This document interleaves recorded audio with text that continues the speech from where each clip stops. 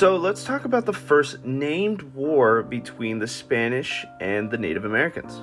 It's called the Tiguex War, and it tells us a lot about the Spanish and natives' relation. See, the Tiwa people had been living on the Rio Grande for thousands of years. They had strong communities and trade routes years before the Europeans ever showed up.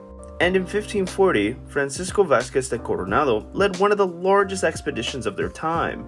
Hundreds of Spaniards and thousands of indigenous allies, they were in search of the 7 cities of Cibola.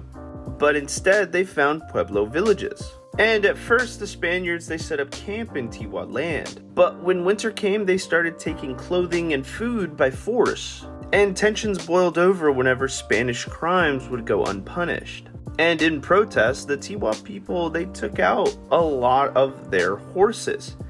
And Coronado responded with war. The Spanish, they attacked Pueblo Arenal. Even though the Tiwa tried to surrender, some of them were taken out immediately. And some were done by fire.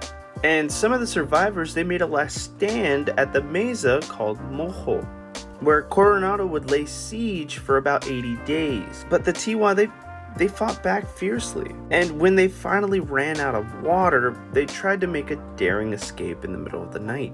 The Tiwa leader would lose his life protecting women and children. And despite their weapons and numbers, Coronado could not hold the land.